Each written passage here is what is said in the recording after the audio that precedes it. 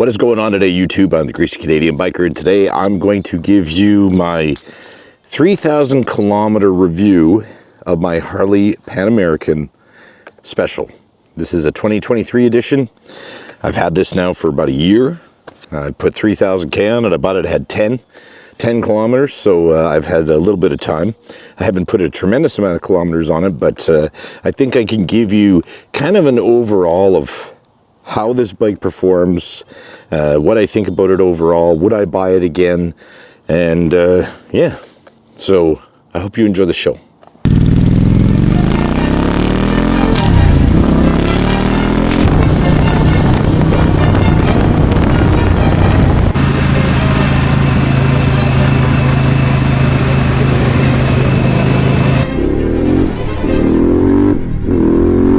Here we go.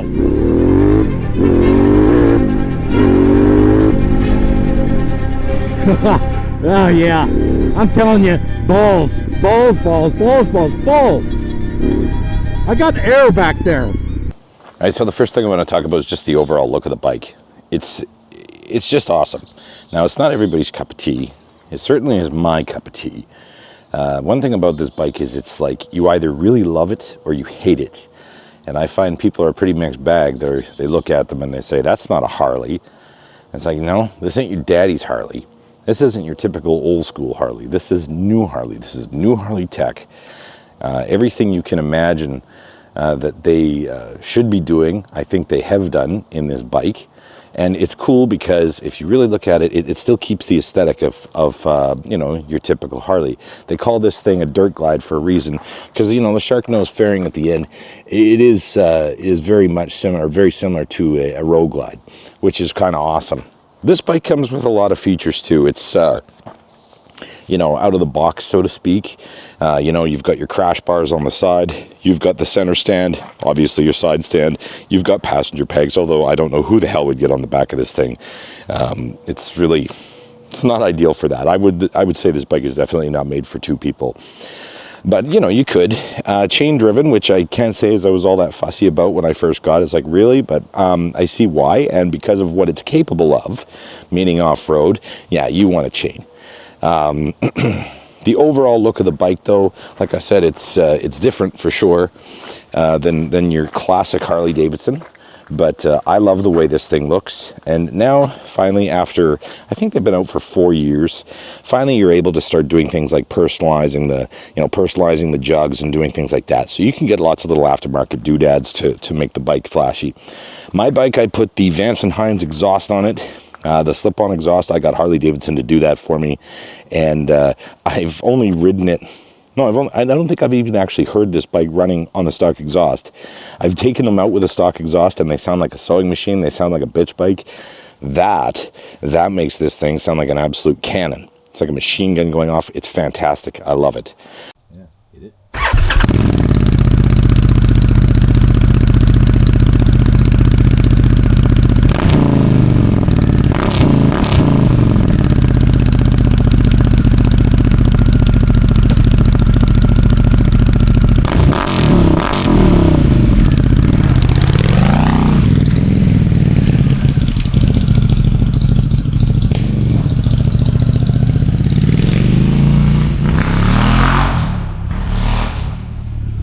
It's very mean sounding. It's awesome. Other things about the bike aesthetically that are kind of like, you know, people complain about are these things here. These are your hand guards. People say, oh, they're shit. Look at them. They're flimsy. It's a fucking hand guard. That's what they're supposed to do. They're just supposed to give you a little bit of protection from the brush. If you're, you know, I watch these reviews where they're talking about, oh, you need to put bark busters on there. I'm sorry, I'll keep the Harley Davidson ones, thanks. Bark busters, in my opinion, are overpriced for what you really get. So the stock ones are perfectly fine. This slips out of here on purpose. I'm not going to do it right now, but it pulls right out on purpose. That's so you don't break your hand if you were to go down on the bush. And speaking of going down a bush, I don't really know why you would take this bike out in the bush. Yes, it's capable of it, but it's a hell of a lot of money to be smashing about in the trees and the woods and stuff like that. People do it. They've obviously got too much money. I ride this thing on the road. And as far as I'm concerned, that's all this is really suitable for. Yeah, you could go down some dirt roads, but I wouldn't bother. The cluster, the controls on this thing are just fantastic. I absolutely love these things. You've got cruise control, you've got heated grips, you've got your display settings you can go through, you can look at your map, you can look at pretty much every little gadget doodad, and I'll talk about that more in a bit. You can see what this bike is doing all the time. It's a total nerd bike. Basically, you use these controllers here, you press this, and you can go through all the different windows. You know, to sync up to your phone, play your music. Again, you can check out the bike diagnostics, which is pretty cool. And then you can read whatever codes pop up in here. Sometimes it takes a minute. Yeah. So I don't have any codes popping up. And yes, showing me what the temperature outside is and so on. It's very cool. I will say, though, that the way this thing performs with... how this thing performs with the app that is required to get the map to go is an absolute piece of shit. I hate it. Like, it's very frustrating. Very frustrating. For some reason, the application and this thing don't sync up very well. I've had multiple problems with it. Now, in fairness to it, I have to do the update, but I don't really think it makes any difference. It's just a really, really piss poor design, so it doesn't work very well. Or the computer system in here not syncing up to your headset. It just worked. I shut the bike off, I started it up. Now it doesn't work. So now I'm going to have to fuck around with this thing and try to get everything to resync. Harley, you suck as far as this goes. One thing I want to point out is the screen is, it is a touch screen in some cases here. So let's see, we'll go like this. Okay, so you can bring it here, and then yeah, you can go through and change how the screen looks, dashboard customization, etc. Which is nice that you can do that. I don't find that it works very well with the gloves, but so be it. Now, a cool thing here too, it says bank light aiming, or bank lamp aiming. As you're turning the bike, it actually shines the light in the direction that you're turning, which is it's phenomenal. The ride mode, rain mode, sport road mode, etc., off-road plus, all of these things here, they all do their thing, and then you can make customized one. I haven't done any customization yet, because I find the stock ones that Harley does is just fantastic. So eventually I'm going to start playing with these things, but I don't see any need for it right now, because the way it's set up right out of the box is just super good. It's so cool. And what else can I show you here about this? That's pretty much it. You have an adjustable clutch, you have an adjustable front brake from here, and you can also control all of your, your music controls and stuff from here as well. The EFT display, or TFT, whatever you call it, this thing is adjustable. You can pivot it, as well as the windshield, which is kind of flimsy on first glance. It's like, oh, okay, that's cheap. And you would think for, $25,000 or 30,000 Canadian, whatever it works out to, they give you something a little bit more rigid. But even though it is kind of flimsy, I will say that this thing does work fantastic. And with the handguards and this bike is absolutely solid on the highway. I've gone speeds, and I find this thing is just an absolute rock. Yeah, wind protection. There's no wind here. In this bubble here, I'm getting very little, like no buffeting. Same thing where the handguards are. You get excellent wind protection. Overall, it doesn't look like you got much, but you have a perfect bubble here. I could sit here and smoke cigarettes while I'm riding this thing. I never do, because I wear a full face helmet. But you do have a lot of really good wind protection on this bike overall on the highway, and highway speeds. Works super. My helmet has a visor on it. I don't find that it catches my visor or anything. It just gives me a perfect blowover, you know what I'm saying? So hopefully you know what I'm saying. And the one thing about this bike that sets it totally apart from any other motorcycle I've ever ridden is this adaptive ride height. And you can see them all in here. These little airlines that go down to the suspension. The bike changes and it raises and lowers itself as you're traveling at speed. And depending on the mode you put it to, it changes how the suspension performs, which is I don't know. There's no way for me to describe it that does it justice. All right, so I mean, really, when it comes to riding this bike, I mean, it's the same as every other motorcycle out there, except for your position, right? This is an adventure bike, so you're sitting further up. You're not sitting down like you do on a cruiser typically. But I will say, once again, I think the real star of the show when it comes to Harley Pan America is this adaptive ride height. When I change this thing into sport mode, this thing just livens right up in every regard possible. Right now I'm in road mode. It's very, very nice. But when I put this into sport mode, right here, okay, now she's snapping in. I feel the suspension's getting tougher, and it's much more responsive. I mean, right there, I'm telling you, this fucking bike is nuts. I have to take it easy right here because there's always deer.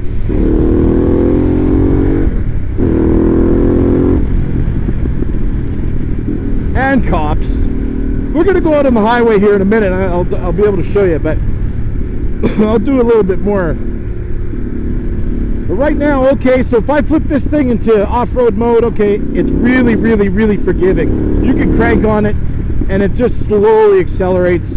You put it to rain mode, it's even lighter. I'm twisted on this thing, it's just got nothing. And I say nothing, but I mean, that's the way the bike's designed. The computer controls it. Doesn't give you a great deal of snap and torque and all that kind of stuff. It's very, very forgiving, and I've used this thing in rain mode, and I would have never thought that it would have actually made a difference, but it makes a big difference. When I put this thing in road mode, as you see, the suspension kind of fills up a bit more. It turns into riding a big, comfy couch. It's absolutely phenomenal. It's super comfortable, and oh man, the bike just performs so good, so good. And it's really good for low speed stuff, you know, if you're just kind of bopping around. Put it into road mode, extremely comfortable. So now we're going to put it into sport mode.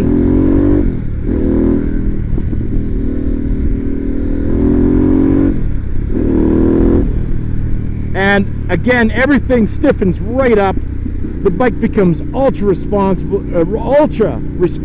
It's just got magnificent torque, magnificent power. Okay, 76 kilometers an hour. All right, let's go.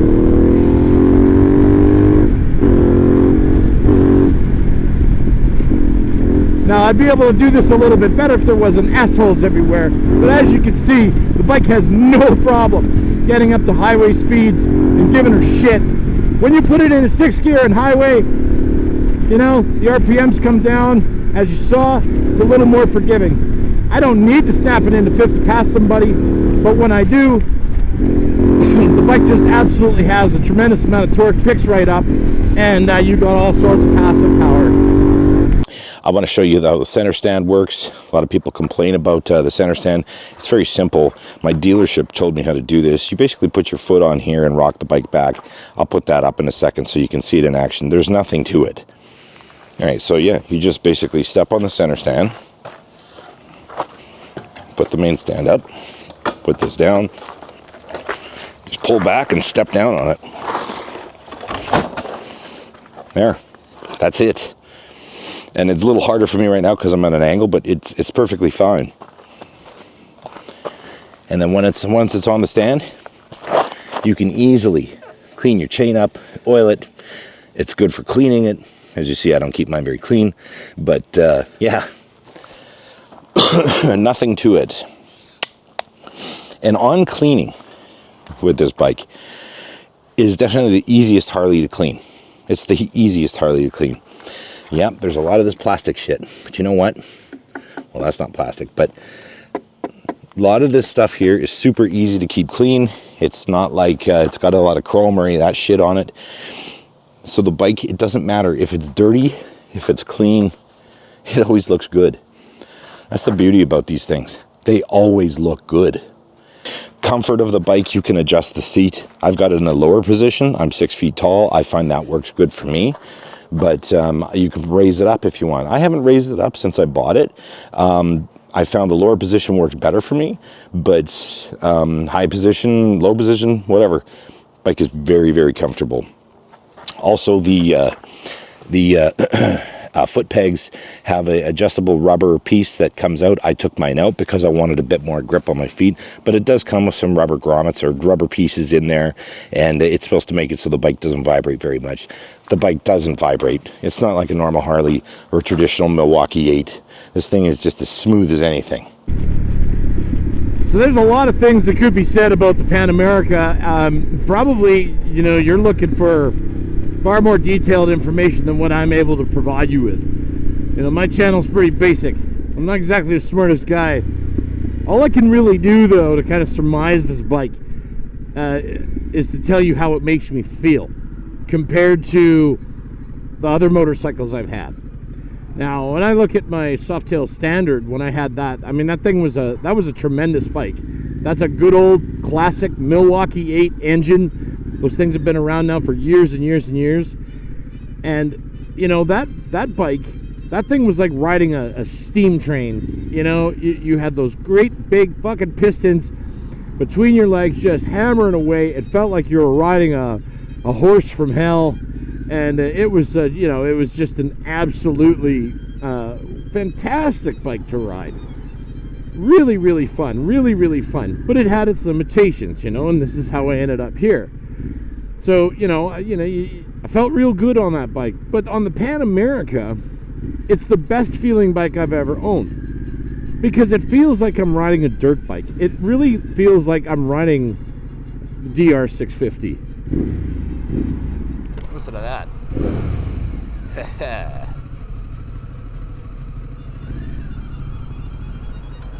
Anyway, it really feels like I'm riding a DR650, just a giant version of it. Oh great, I got cops behind me. But that's what it is. It just feels like a great big dirt bike. It's just the seat positioning. It's the way it shifts. When you shift gears on this bike, it feels like a Harley. It undeniably feels like a Harley. It's got that big clunk to it when you change gears or put it into gear. You know, any Harley I've ever ridden, that's a, you know, it's just a thing. When you put it in gear, it's like boom. It's like you're putting a tractor into gear. This thing is no different, but it's very, very smooth when you're shifting. When I think about the power delivery on this bike, the seating position, all the gadgets, all the little bells and whistles, all the little things that it does, that adaptive ride height. It's one of those bikes that just makes you feel unstoppable. You know, there's that expression, you go and put your cape on, you're a superhero when you get on your motorcycle. This is definitely that bike. I always feel like I'm a fucking, like I've conquered the world when I get on this thing. No question. And because of all these different modes and being so forgiving, each mode designed for its, you know, for its specific purpose, and you know, how it performs in each mode. You know, yeah, you feel like you're the captain of a fucking starship or something. I don't know. That's really nerdy, but it does. It's just, that's what this bike does. You feel very confident. I feel very confident on this bike. I feel like I could go anywhere. And, you know, despite me saying earlier, it's like, oh, well, you know, you'd be a fucking idiot to take this thing on the dirt. Absolutely not. I mean, I'm going to contradict myself. I personally wouldn't take this thing on the dirt because it's too much money to me. But if you have a disposable income and you don't care if you're going to go and smash the fuck out of $25,000, $30,000 motorcycle, hey, go at it. I'm sure the bike does tremendous. And I'm talking woods, you know, single track, really hard enduro shit. But as far as taking this thing down gravel roads, I've already done that a few times, and oh no, it works fantastic. Works really, really well. And again, it's very confidence-inspiring motorcycle. So yeah, that's just part of it. It makes me feel absolutely fucking unstoppable, this bike. And if that's what you're looking for in a review, well, that's what my review is. The bike makes you feel like a goddamn superhero. Would I buy another one of these motorcycles? Would I buy another Harley Davidson Pan America? Oh, you bet your ass I would. Right now, absolutely. You know, if I had enough money, I would probably go get the CVO version. I'd get a brand new 2026 CVO Pan America. I don't have money for that though. And why? The bike hasn't really changed very much. There's all these problems listed with this thing as far as the stator fucking up. Shit.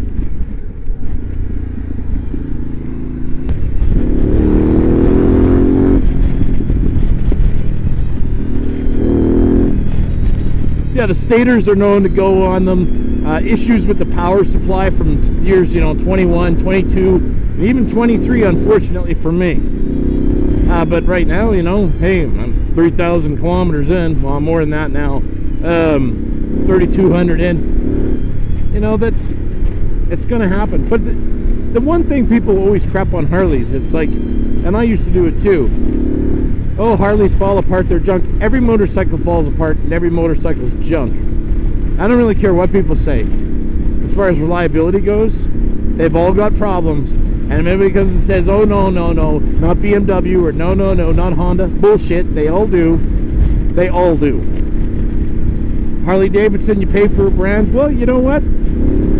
Yeah, you do pay.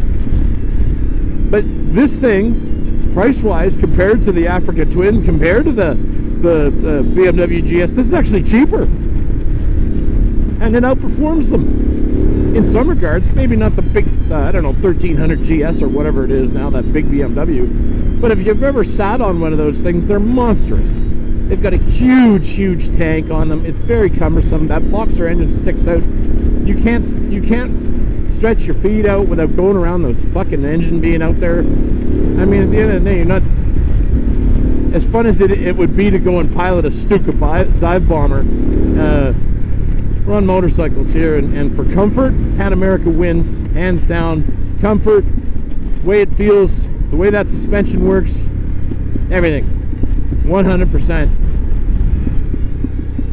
If you have any particular questions or anything like that about the Pan America, hopefully I can try and answer them. Let me know in the comments. If you did enjoy this video, feel free to like, comment, subscribe, all that fun stuff. The more folks that do that, the more the channel gets recognized. I'm not in this for money. I bought this bike out of my own dollars. This isn't sponsored like a lot of those shitty shill YouTubers out there. This is my bike. I work for it, and yeah, I would definitely buy another Pan America, 100%. The only thing Harley can do with them is keep improving them. And right now, there's not a whole lot to improve. They are fantastic. Anyways, thanks for watching. Greasy Canadian Biker signing out.